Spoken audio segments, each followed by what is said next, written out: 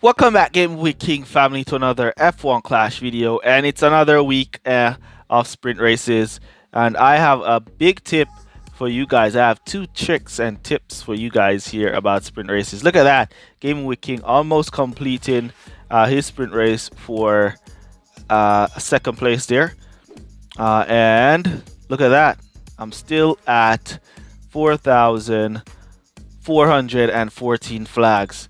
So how am I doing sprint races and I'm not gaining any flags? So in this video, I'm going to be sharing with you guys two tips or two tricks you could use to do your sprint races and your pit pass without gaining flags. All right, as players are trying to keep themselves low in flag grouping for GP grouping scenarios this season. All right, so the first method of doing sprint races without gaining any flags is going to be the flag held back method. Basically, it's not that. That's not what it's called. I'm just calling it that, guys. Flag held back method. All right. So this season we see it requires the maximum amount of flags from all groups below to go into the next group.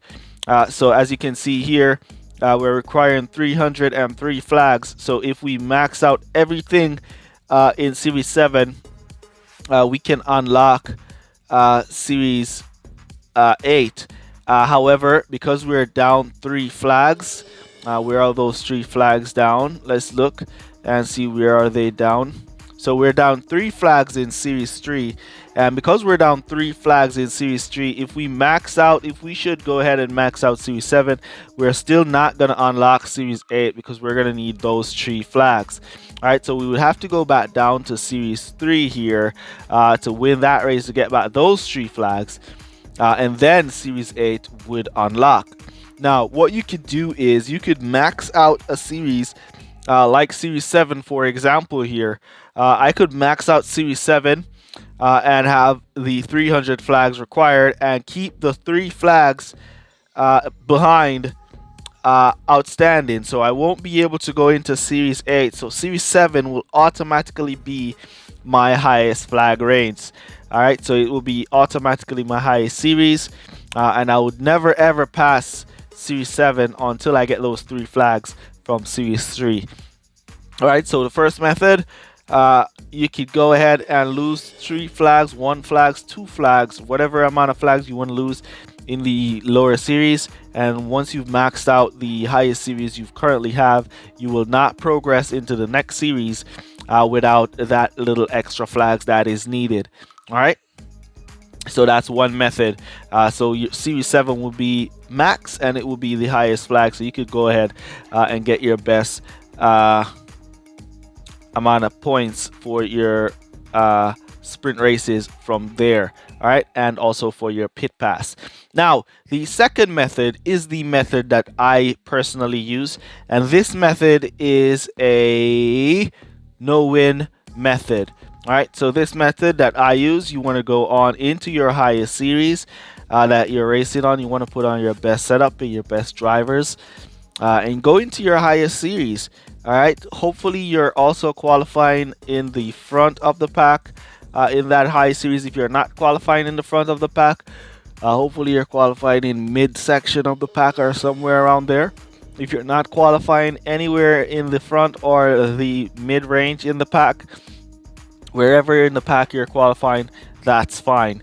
There is only one rule when doing this method. All right, one rule and one rule only. And the one rule is never win the race. All right, so you're definitely trying not to win this race. Never ever win this race, because if you win this race, it's going to add the winning amount of flags to your car. So we're just going to go for the hard tires here, and we're going to just go on regular driving and do 4 laps. We're not even going to boost at the start or anything like that. We're just going to let them drive normally from here for 4 laps. The rival will boost away and boost past our drivers out in P1, P2 and take P1, P2 for themselves, and then we'll be at 3 and 4. All right, so we'll just try our best to maintain position 3 and 4 from there to the end of the race. You don't want to win the race, because if you do win the race, you are going to gain extra flags that you're trying not to gain. However, when you completed the race, win or lose, you're going to get the amount of points in race crate points, even if you lose the race. So if you lose with 43 points, we're getting 43 points into our race crate points, because we completed a race and we lost the race. We didn't win the race, so we didn't gain any flags, but we still are gonna gain race crate points from the points that we scored in that race that we lost. All right, so with that race crate points, you can simply add it to your sprint race. It's gonna automatically add to your sprint race total, and all you got to do is just take the time out, and just do these races and lose. Just keep racing and losing. Keep racing and losing until you finish your sprint race for the P1 spot. All right. So I'm not gonna hold you up for the entire race. I'm gonna jump to the ending of the race, and you guys will see where we finish, and then you will see me getting my P2 race crate, sprint race crate, and then I'll show you the next step that you need to do to make this very successful for you. All right guys, so here we are for the final lap of the race. We're on lap 8, currently in P2, P4, and as you can see, the rival is definitely winning this race. So we're gonna boost now our drivers from here to finish, to see if we can hold P2. No, we can't, but let's see if we can retake it, though he's on the soft and we're on the hard boost in a way. There we go, retaking P2. So we're gonna get a P2 P4 finish here, which is a great amount of race points. All right, it's a lot of sprint race points. Though we did not win the race, we did and are gonna be getting 44 points to our sprint race crate. All right, so there we go, 44 points, and that is going to complete our sprint race crate. Now it is very important that after you have completed your sprint race, you see we lost that race. We've got 0 coins because we haven't been winning any races. But yes, there we go, getting P2 in our sprint race crate. So it's very important that after you collect your sprint race crate, after you've collected your rewards, once you tap on the final reward, nice, we got the rover to go to level 5. Once you tap, and nice, we got the vagabond to go to level 5 as well.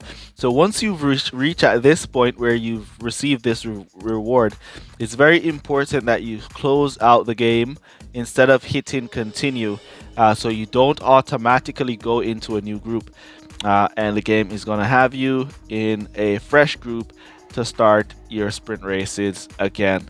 All right, so let's close out and end the video there.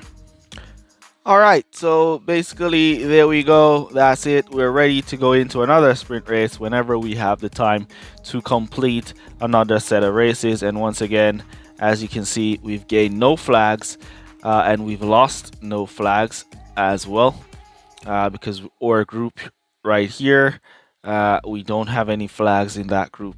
So that's that series. So that's the method that I've been using. Let me know down in the comments if you knew of these methods and have you been using them to maximize your sprint race rewards. All right, let me know down in the comments. Remember to smash the like button. Use code word SLOT down below to let me know that you made it to this portion of the video. Really appreciate you guys who watch the full videos for all your support. And that's basically going to be it. Come on, smash that like button, guys. Come on. Get that like smashed. Also subscribe if you're not yet subscribed. And that's basically going to be it for this one. See you guys in the next one. Peace. Well, good guys. Bye. Shout out Christopher Graves, Alfredo Jr., and Touch My Dilly.